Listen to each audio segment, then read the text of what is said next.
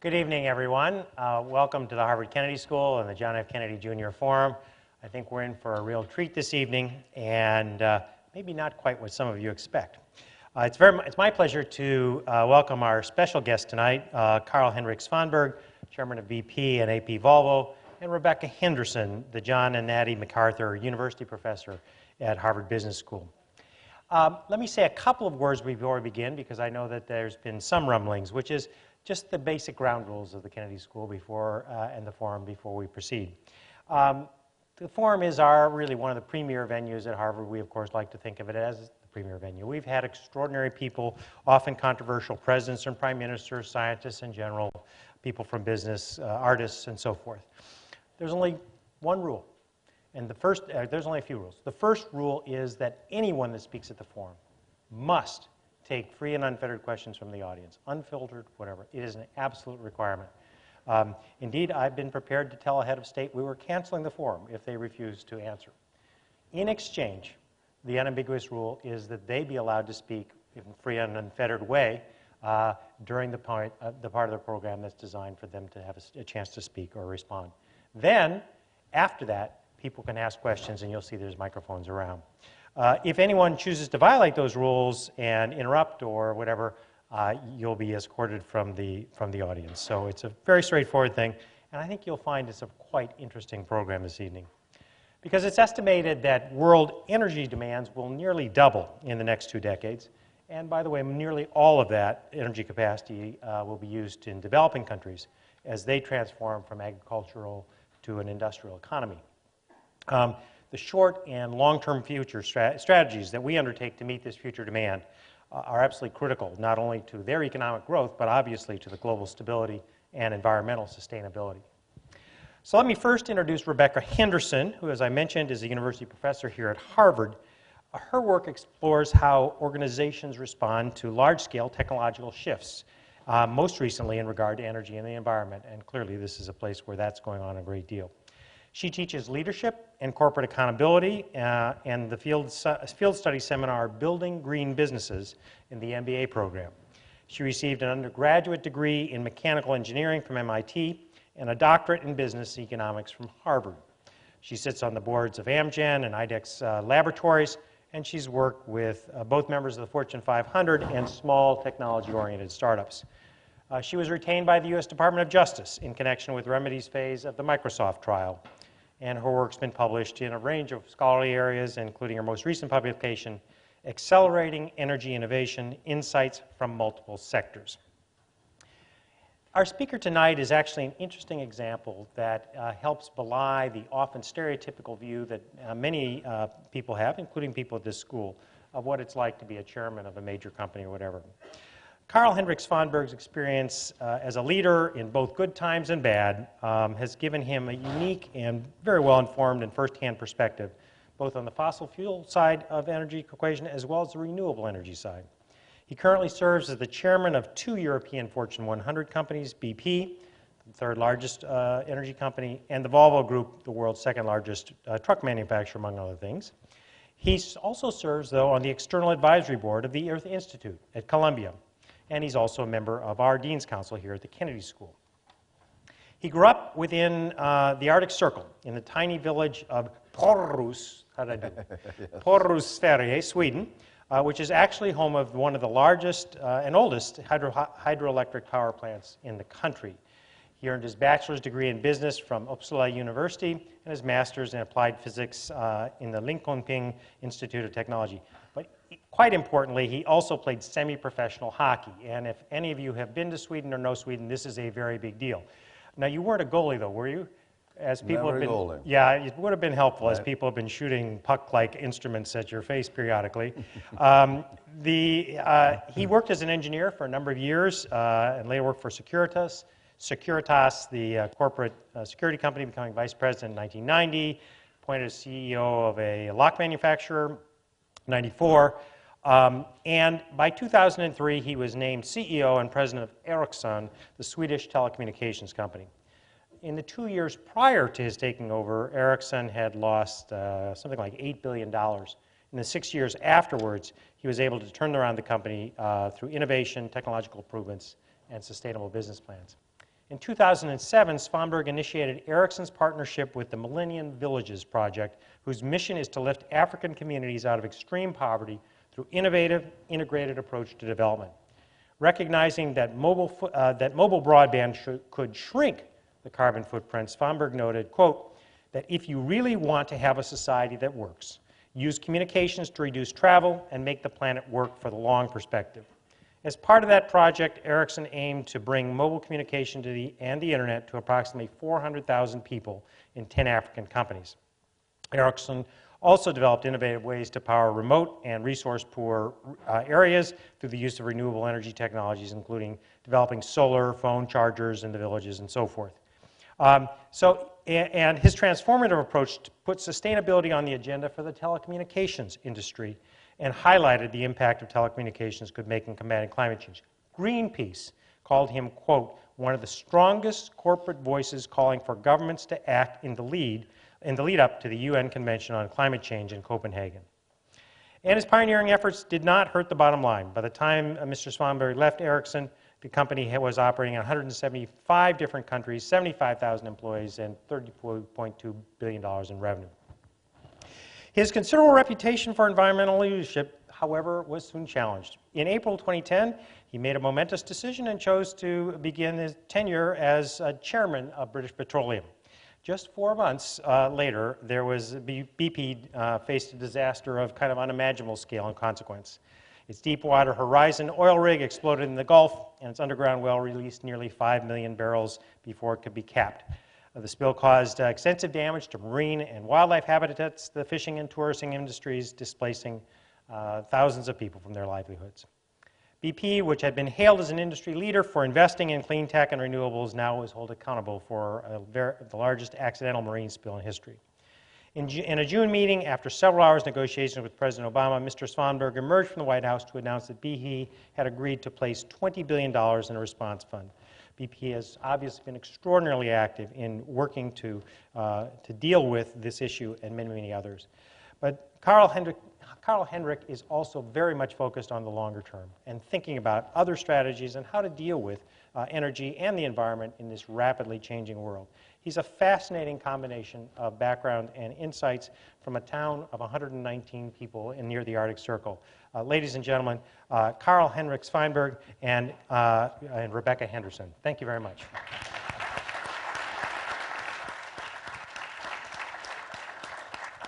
Well, thank you, David, very much. It is really a privilege to be here. I'm here both as a proud father of Jenny, who's a graduate from the business school just recently, but also as a very excited member of the Dean's Council.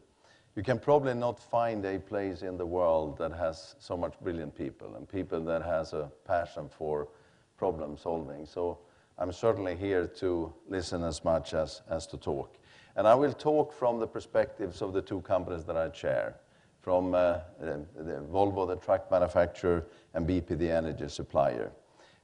These companies do represent what we call from the whole chain from wells to wheels. So let me first give you some context to my thoughts. In the past, the economic growth have more or less come from the OECD countries, and it has benefited about 1 billion people. Now that has changed. We're seeing the emerging markets, they have become the main growth drivers in the world. And the growth is driven by billions of people that are striving to reach the same standard of living as we very often take for granted. The UN Millennium Targets that David actually touched upon to reduce by half the number of people living in extreme poverty has already been achieved. In all of this, energy is fundamental. Energy is fundamental to the journey of progress and development. And whether we like it or not, this means that we will need more energy, not less. So far, the industry has been able to rise with that challenge. And in the last 30 years, when the oil consumption has grown with more than 40%, we as an industry, we have found more oil than the world have consumed. However, we do need a realistic and open debate about energy and to establish a common ground for discussion. We cannot pretend, for example, that climate change isn't a serious issue, but neither can we pretend that renewables is the only solution. In seeking to set out a basis for addressing these issues, I will focus on 3 questions. What is the energy challenge? And secondly, what should be the policy response? And thirdly, what should be the response from business? So let's first talk about the energy challenge. It has 3 dimensions: sufficiency, security, and sustainability. Sufficiency, that is about demand. At BP, we project that the world's GDP in the next 20 years will grow with some 80%. And as a result, we expect the demand for energy to grow with some 40% till 2030. This equates to 2 times United States consumption of energy, in addition to what the world is already consuming today. And this is led, of this new demand, extra demand, 95% is coming from the emerging markets, led by China and by India. Our figure of 40% more energy needed is based on likely trends. It is based on trends of demand, supply, policy decisions taken, about to be taken, or those that we think at best could be taken, and technology development. It is a projection. This is not at all a proposition, and it's simply what we believe is the most likely thing to happen. So the first part of the challenge is to supply enough of energy to meet demand.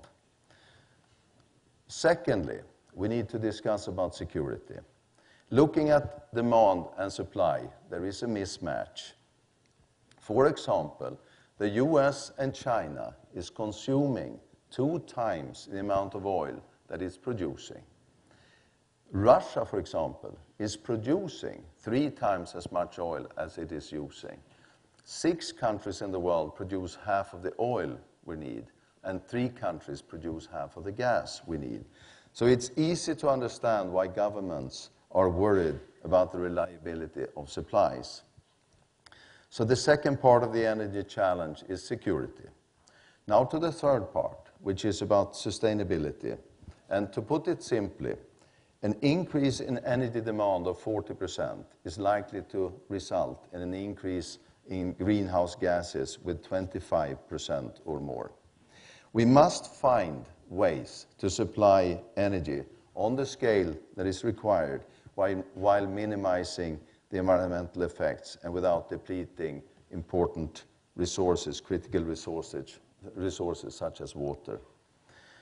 So what is then the response? What should be the response to this 3-dimensional challenge? Well, many has a part to play in this, from experts in academia to policymakers and to business. As I see it, the policymakers provide the framework. Businesses provide goods and services within that framework. Responsible business leaders want to build companies as a force for good, but they also have to compete to survive. If governments want businesses to rise to a particular challenge and there is no obvious business case, they need to set conditions to make it happen.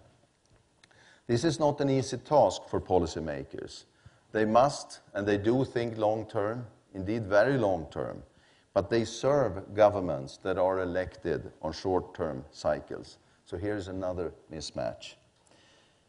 Businesses, particularly the energy industry, also work on long-term cycles. We often work over several decades. So energy sufficiency and security needs an effective framework, and governments need to promote competition and innovation. A great example is the shale and oil gas revolution. This has led US to the fastest growth in oil production outside OPEC. This was encouraged by a framework supportive of open competition, market prices, research and development, and the same policy framework of competition and open access encouraged us in BP to invest in seismic technology that was needed to find deep water oil and gas fields. These developments have been game-changing. The US oil production today is the highest in 20 years. Domestic gas is expected to last for 100 years or even more, and as a result, imports of energy has fallen dramatically. So when looking for a framework for sustainability, the picture is more complicated. The market does not always deliver the best outcome for society, but policy can harness market forces positively.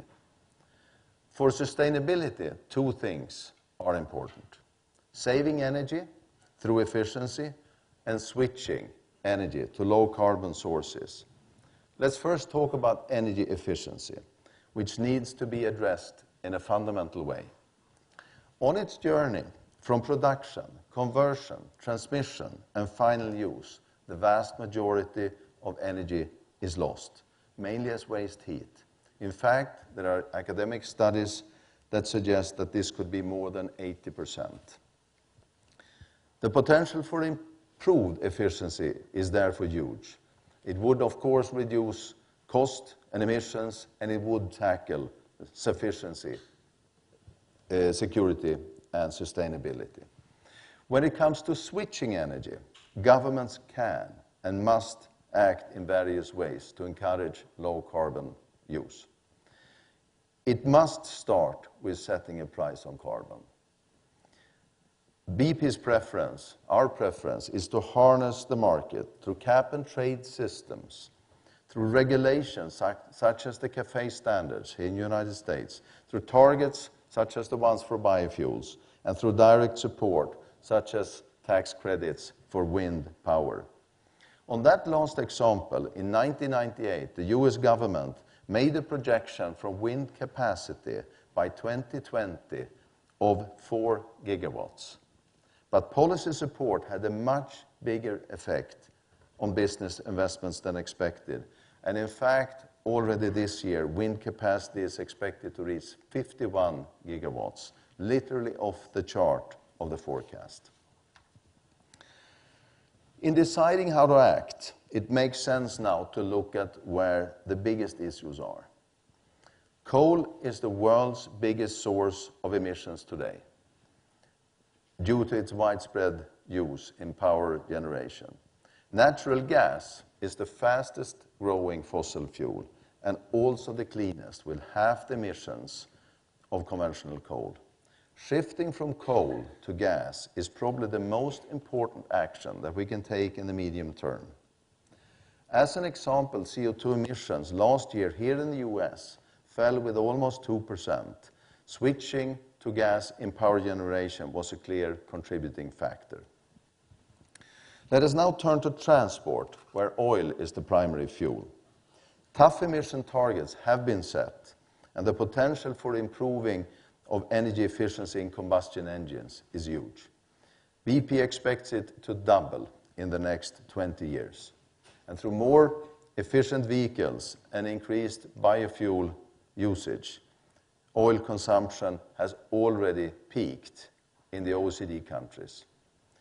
But it will continue to grow in the emerging markets, and we expect the global oil demand to grow with 20% in the next 20 years. That is less than 1% per year. But then we need to remember that in existing fields around the world, they all show a natural decline of 4% per year. And this corresponds to half of Saudi Arabia's oil production per year.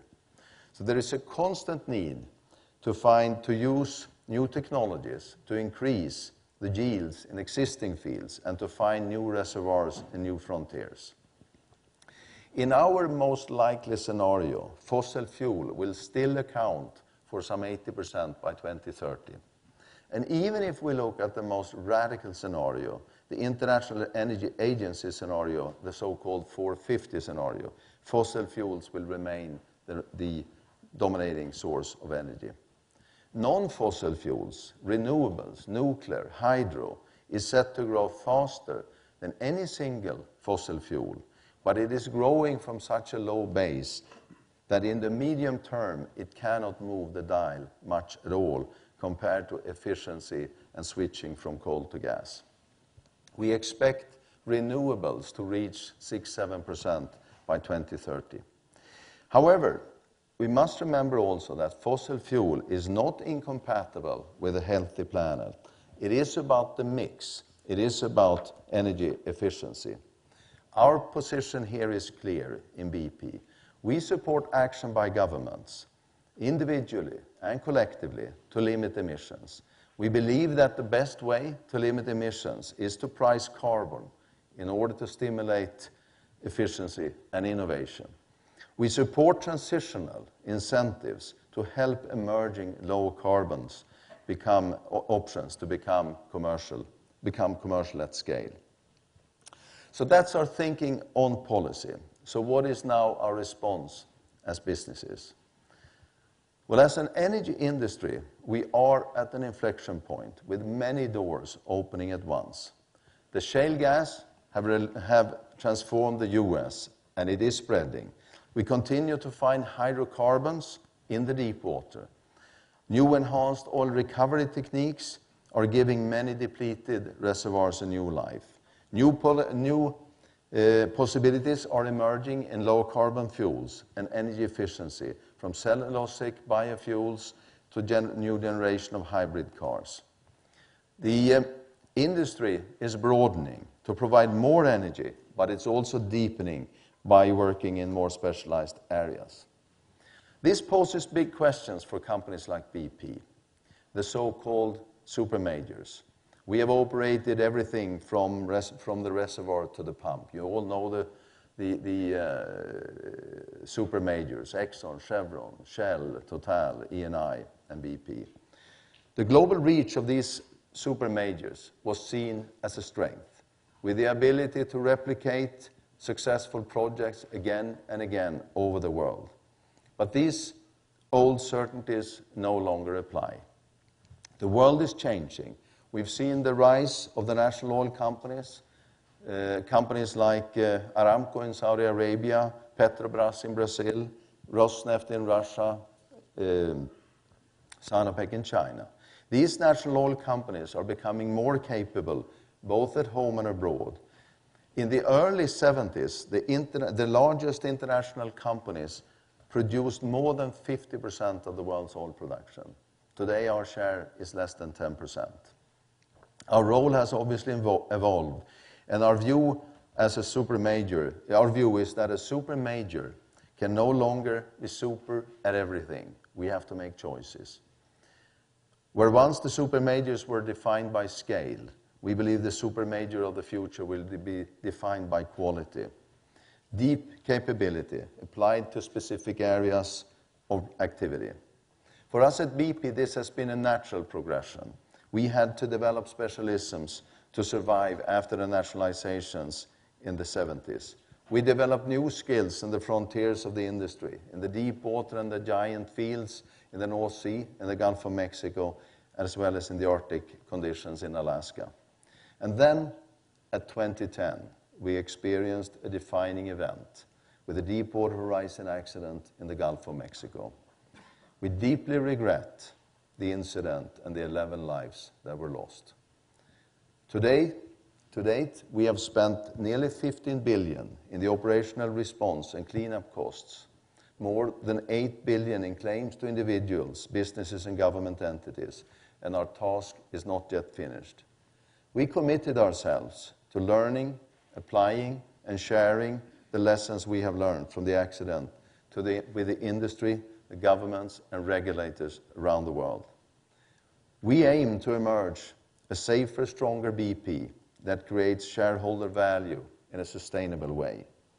We also remain committed to the US and to our role in the energy industry. But our response is more than just in the development of our skills and specialisms. We have understood the challenge that I set out earlier. We see the role of the policymakers and the limitations that are placed on them. We see the rise of the national oil companies. And just as our role is changing as a super major, so is the way in which the board needs to operate. And I would like to end my speech with some reflections on the role of a board. Whether I'm chairing a board in Sweden or in Britain, the conversations are the same. We have seen the challenges from the financial crisis and the banking crisis. We have seen the concerns that have been voiced around the world about the role of companies and indeed the role of business. I truly believe that business is a force for good in this world by conducting itself in a way which meets the expectations of shareholders, but also society at large. It needs to build the most valuable asset in business, which is trust. Trust from shareholders that we can create value, as well as trust from society that we can operate safely and in the long term. We need to be responsible to our shareholders, but also responsible to the expectations of those whom we come in contact through our activities. I have led public corporations now for 2 decades, and again, I found that trust is the critical underpinning of all achievements. Also boards operate differently in different jurisdictions. In the UK and in the US, shareholder value is in focus.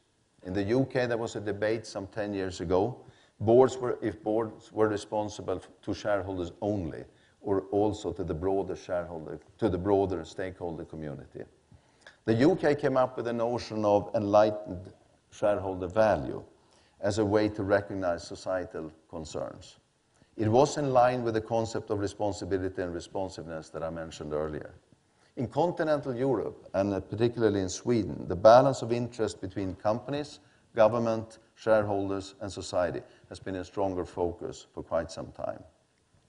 But whichever system is used, the modern board of a global company has to work in a way that allows it to do the things that only the board can do.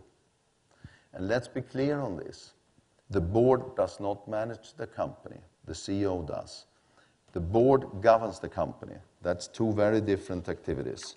Boards need to organize its government such as it can make sure that the company has the right strategy, that it understands the risk of the company and can mitigate them, that it has oversight of the performance of the company and the executive team, but above all, that it has the time to understand the challenges facing the company, short and long term, and it can set the tone from the top of that the company is a good citizen in the societies that it works. For companies like Volvo and BP, that means understanding the energy challenge and recognizing the very role of those companies that they can play in working with policymakers and society to develop the right solutions. So in conclusion, let me leave you with 6 messages. Energy benefits society, and demand will rise with growth. There is a geographical mismatch between demand and supply that will continue to create geopolitical tension. The world will continue to largely be dependent on fossil fuel in the medium term, and we need to go to new frontiers to secure supply.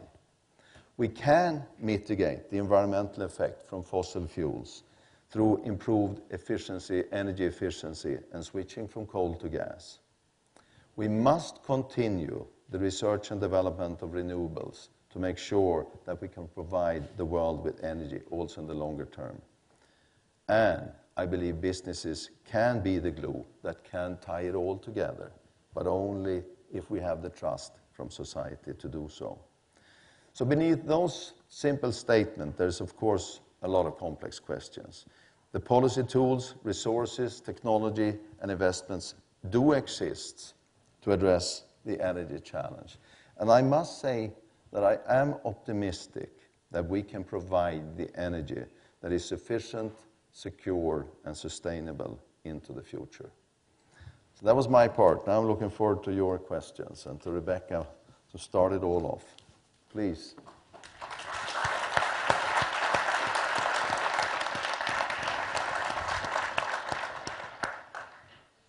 Carl-Henric, that was a fascinating talk, and you covered a lot of ground. I definitely want to come back to your second set of questions about the question of the degree to which a business can demonstrate enlightened self-interest and the interplay between immediate accountability to investors and some broader sense of purpose. So I want to bracket that for a moment.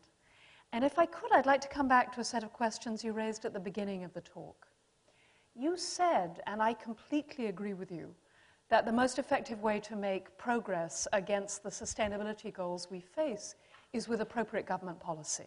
I think you said something I say all the time, which is, give me a price for carbon. Yes. I mean, that's the single thing we would like, and I absolutely agree.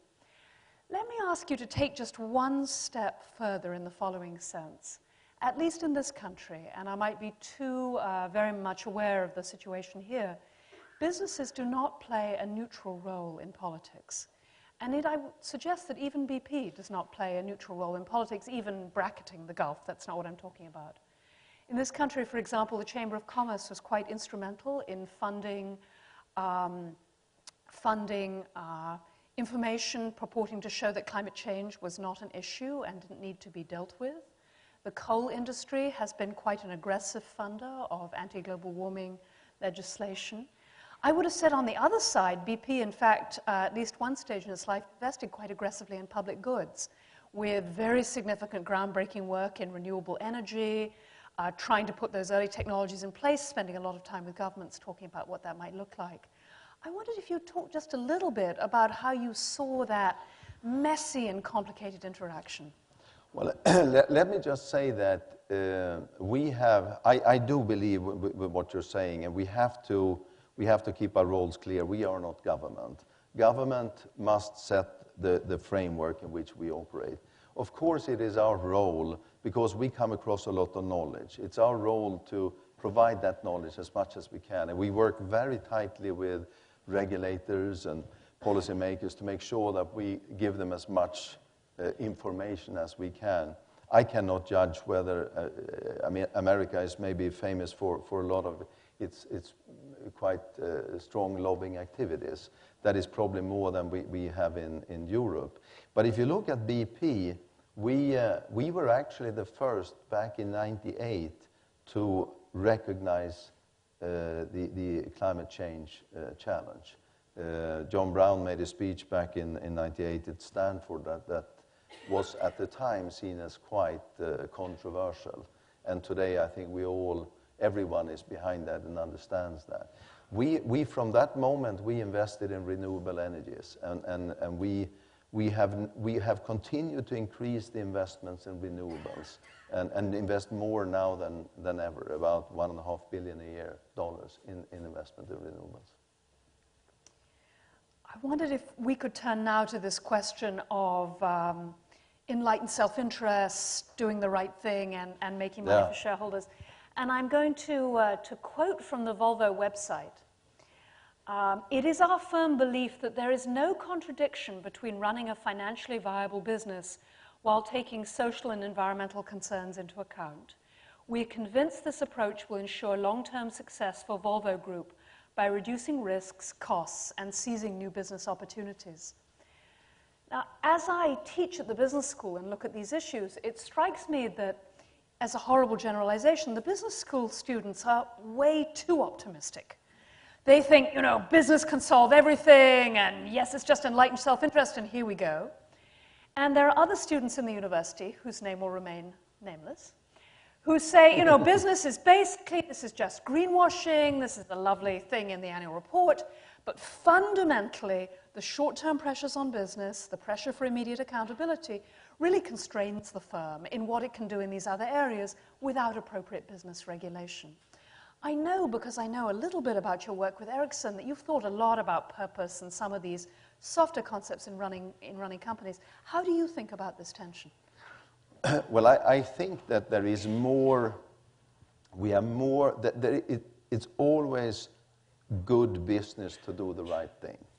And I think that when you look long term, I think actually that business leaders are much more long term than you sometimes get the feeling when you just read papers and being this quarter capitalism and all that. anyone that's sitting and leading a large corporation thinks very long term, thinks in 10, 20 years. It's another thing that you have to sort of survive quarter by quarter. If you don't survive, you won't have the luxury of thinking long term. So of course you have to sort of do that as well. And that has a lot to do with managing expectations and what have you. But I really think that companies that do understand the long-term challenges and stay ahead of the game has a bigger ability to compete. And Volvo is a good example, actually, that always, whenever they realize, and I have just joined, so I cannot speak about it almost in third person, but whenever they see that there are new, tougher regulations, emission regulations coming up, they want to beat that, they want to be out there with products before it happens, because they know it is good business. Do I have time for one last question? One last question. So, your answer is very encouraging. I can imagine giving an inspiring speech to the MBAs. Let me try and take it one step forward.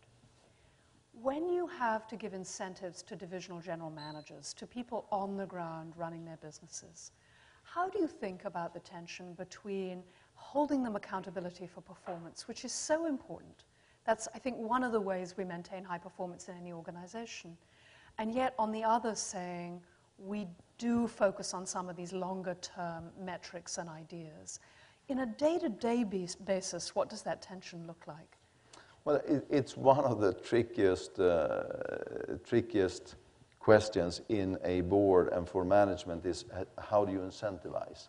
The last thing you want to do is incentivize short-term behavior, because that does not necessarily bring anything meaningful for the long run. At the same time, if you only have long-term incentives, you will end up with things that doesn't really matter for today. Your incentives are a great tool of steering your behavior in the company in the wanted direction. So I think every company tries to find a balance of certain things that are more short-term focused and other things that are more long-term. But we all know that at the end of the day, it is our long-term performance that actually builds the strength of the company. Thank you very much. Thank you. So I will now moderate the Q&A, and so let me just explain the ground rules here. First, good questions at the Kennedy School have three characteristics. Those of you who are veterans will be able to cite them by heart. Let's not do it in unison, though. First, you should identify yourself. The second, a question is short, containing but one thought, one per question, one per member of the audience, please. And finally, a good question ends with a question mark. So with that, why don't we start right here? Hi, my name is Peter, and I'm a postdoc in the physics department. And I had a question on the relationship between business and society, particularly comparing the U.S. and the Swedish model. So I just would read in the media that Sweden offers both a very good business climate, but also sort of balances that with more social protections, whereas the U.S. seems to be maybe deciding on that. So I was wondering if you could comment. Now, I don't really know all the numbers, but from somebody from the perspective of being both a leader of a big Swedish business and a leader of a large international business, how would you say that the role between business and society, particularly in regard to social protections, both differs with the U.S., and do you have a preference, or so just your comments on that? Thank you. Well, America, to start with, is a very business-driven society. Business is part of the DNA, and I think there are some very interesting differences, but also similarities. I actually think when I come from Sweden that America, for me, has been one of the easier countries to work in because we still are, in many ways, very, very similar. But remember now that Sweden has a population that is 3/4 of Manhattan. So when you are in Sweden, I mean, if the Prime Minister goes out there and says, we have a problem with this thing we have to fix, you can almost sort of see how people can come together and fix it. Of course, United States is so huge, so that's a big difference. But we do have a society where there is a built-in long-term care for those that are not so fortunate. Equally, we sometimes strive with the tax pressure that is so high, so we wonder if there is incentives enough to drive growth. America is probably a little bit more focused on business and lesser on welfare, but I mean, both systems seem quite successful. Right up here. By the way, there are microphones in 4 locations, right here, another one's up there, 4th one there. Go ahead. Good evening. My name is Aden Lawrence, and I'm a freshman at the college, and I would like to ask you the following question on behalf of the Forum Committee. So stemming from a lot of the discussion which you had about the importance of government and policy, and considering in the United States sometimes that unfortunately government officials deny the existence of climate change, how would you recommend or maybe say that government officials should better handle these policy decisions in the wake of this climate, sometimes of people denying the existence of climate change? Well, first of all, I think there is, from wherever I am today, and whoever I speak to, I think there is a pretty well-grounded agreement that we need to deal with climate change. It's not so long ago that there were people that said that's not an issue. I think everybody today feels this is an issue, and we need to do as much as we ever can. We have our, as I said in my speech, all these emerging markets, it's pretty fantastic that they are growing the way they are. And they should, of course, have the right to do so. That will require more energy. And that's why I think it's so important to find the ways to, on one hand, incentivize new renewables as much as we can, because I think at the end of the day, back to your question, but innovation, business development, research and development, I think that's where the answers eventually will lie. But I do believe that a price on carbon is very important. I think if we get a price on carbon, we will have a much more realistic debate. I just leave you with one little quote that we often use in VP, is that we didn't leave the Stone Age because we ran out of stone, but because we found better alternatives. And I think that's what's going to happen also to fossil fuel. Can I just follow on with that a second, abusing my role here as moderator, which is, you've been very clear, and you have for a long time, and BP has for a long time, about the need for a price of carbon. And it's fairly common for business people, at least in non-public forums, to sort of say, look, just set the rules and let us play within them. That's how we can behave and innovate. But what you've just said is uncommon still in the business community, including those people who you might argue in the long run would benefit, people that are perhaps in the oil and gas business versus coal and so forth. What is the reluctance? Is this really a difference in views about science across the community, to generalize?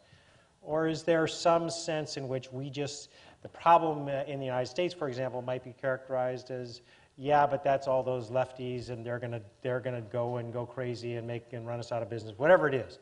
Help me understand if that's really where business is and where they think long term, and the science is pretty strong. Why don't we hear more of an actual a call for a price on carbon, as opposed to any energy tax is just going to make it harder for you to feed your family, et cetera, et cetera. No, but I guess it is because there are big interests involved, and you have if you put a price on carbon, some fossil fuels or some sources of energy will be more advantageous or better to work with. Others will be more disadvantageous. And therefore you will find that there are big groups that wouldn't like that to happen. It is also a fact that it's a lot about trying to understand the whole world's challenge, because the energy consumption in our countries is no longer rising. So the whole discussion is really about what happens in the emerging markets. Okay, next question right here. My name is George Makram, an independent scholar from Central Square. Bill McKibben recently wrote an article in Rolling Stone, and one of the points that he brought up was that reserves of carbon-based fuels are about 5 times larger than what we can permissibly put into the atmosphere and still expect to survive as a species. So what price on carbon is going to deal with that issue? How do you deal with the stranded costs of having this resource and then having to keep it in the ground or else suffer the consequences? Yeah, I think we can probably conclude that we have, first of all, we have found more oil, as I've said, over the last 30 years than we have consumed. And it continues to be the fact year by year by year that we find more and more and more. So it is probably right to say that we probably underestimate the reserves. There is more and more and more. But we find them in more and more difficult places, which means that it becomes more and more expensive to bring them to the surface.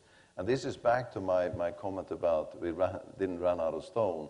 I think the fact that we have an oil price that is at the level it is actually means that it's, on one hand, there is enough economy in bringing some of those reserves to the ground, bringing them up, and therefore avoid that we suddenly sit there with a shock, an energy shock, where we don't have enough of resources. But equally, that it becomes competitive for renewables. And I think that is important. So we probably want an oil price of this level. But I think it is right that in the world, if we really had a magic tool to look at where it is, we probably find that it's much more than we think. Right here.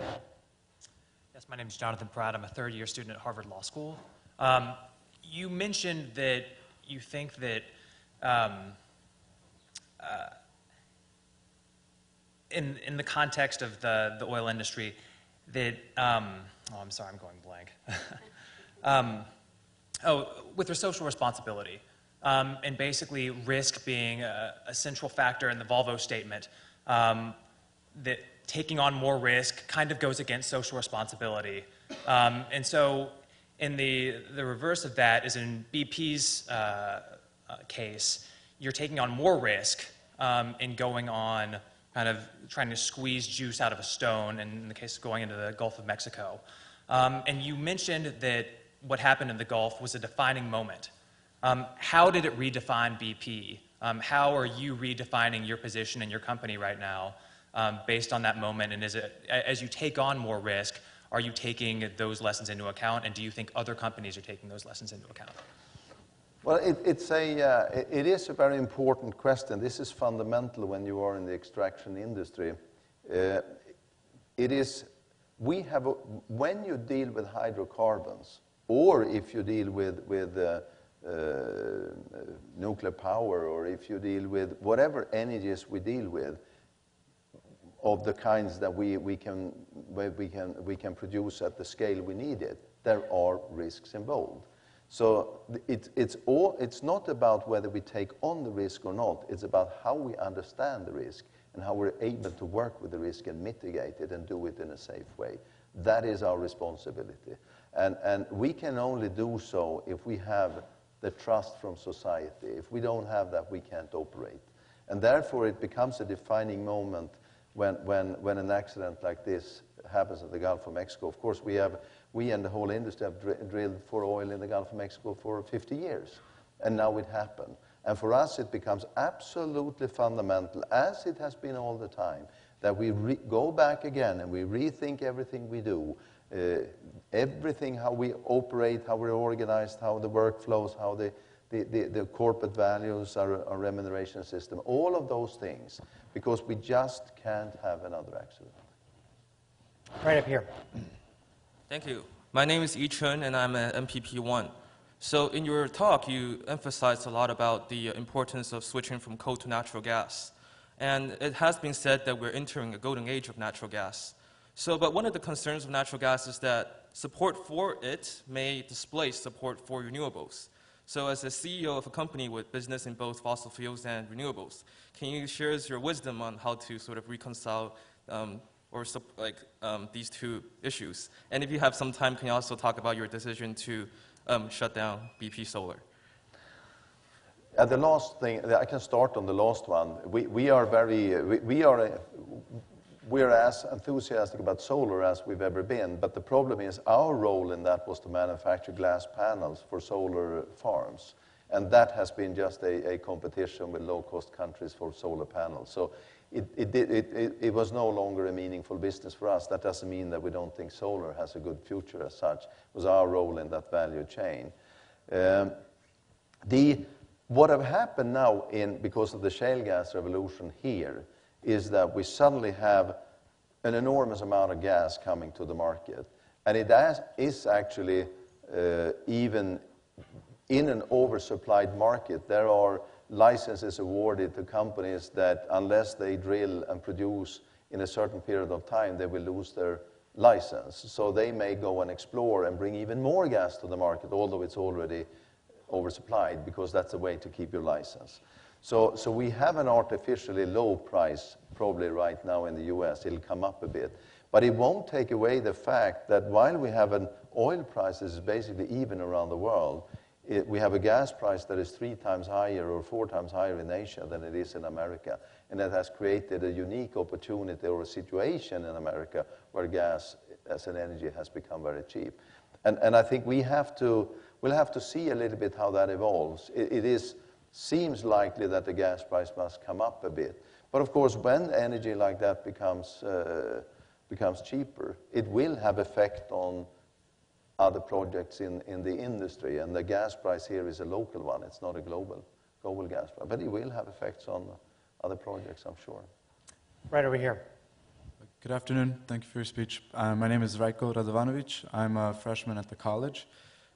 You mentioned at one point that BP invested about $500 million in renewable technologies just this year. And my question is, which technologies? Where is BP putting its money in terms of renewable technology? We are investing about $1.5 billion. And what we do, we have always worked with solar, wind, biofuels, and carbon capture. Solar I talked about. Carbon capture seems very difficult, so that's still experimental. So what we basically do is wind and biofuels. And wind, we have about, of that 51 gigawatts that I mentioned that is installed right now in the US, we have 2 gigawatts here, which is a lot actually. Biofuels, we run biofuel farms in Brazil, but the most important thing we do is invest in research and development of new forms of biofuel, because it's still not efficient enough. We want to go to what is called lignocellulosic or butanol forms, which is better from a corrosive point of view for the engine and get more efficiency out of the biofuel. So that is basically where we put the money. Say a little bit more about biofuels and where things are headed. Of course, some of the ways in which we've used biofuels in this country have been controversial and perhaps even counterproductive. Yeah, I'm not going to claim I'm a specialist on biofuel, but biofuels is interesting. Biofuels, by the way, just so we understand it, oil is not a poison. Oil is the vegetation from the dinosaurs' time. So what we do when we produce biofuels, when we say it's a zero carbon emission, is because when we grow the sugarcane, it absorbs the CO2 that we later emit. So in that circle, it's zero. And of course, if we have hydrocarbons, oil and gas, we did absorb it millions of years ago. The biofuels as such, we can only grow so much. If we don't, even in the most aggressive scenarios, we don't see that be more than, it could at best be 5% of the oil production by 2030. And that means we need to use enormous amounts of land.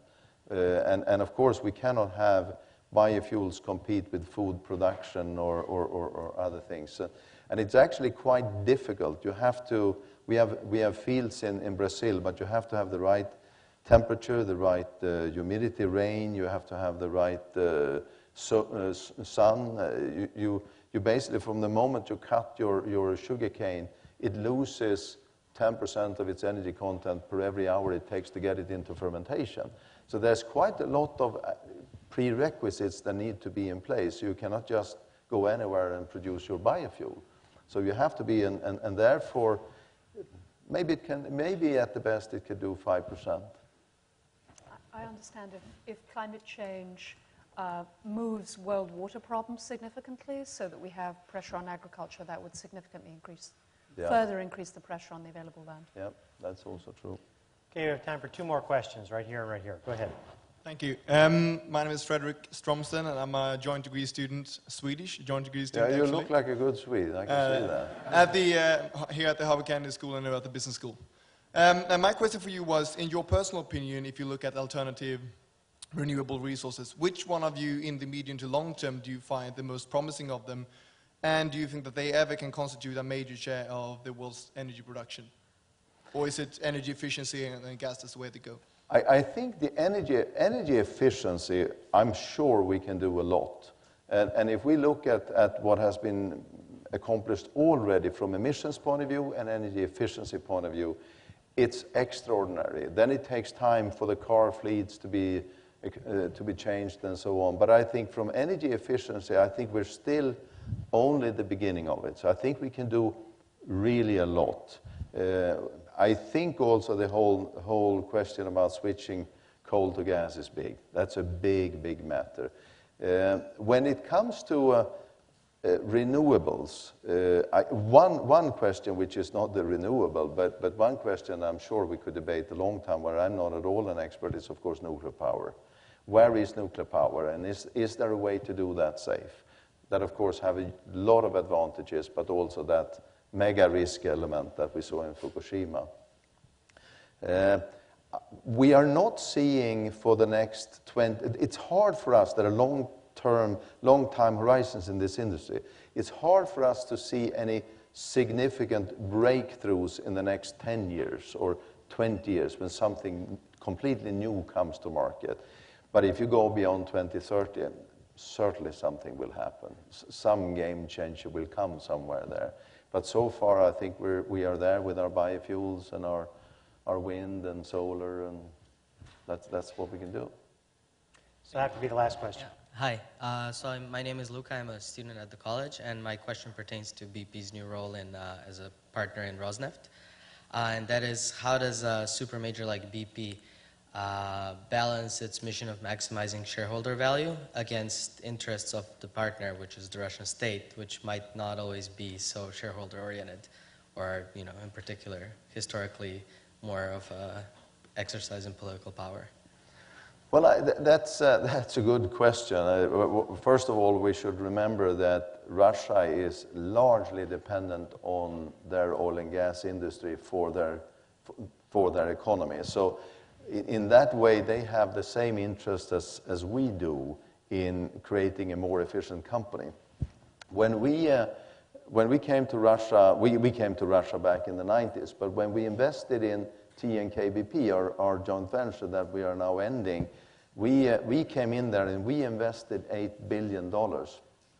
We have then got 20 billion of dividends and we're selling it for 27. So we have 6 times the money in 8 years, all of which is actually the results of an efficiency program that we have taken that company through in bringing it from an old-fashioned Russian type of asset into a more modern oil company and oil and gas company. And that is what Rosneft is seeing. So they are eager to get everything we can do. And here there's no contradiction.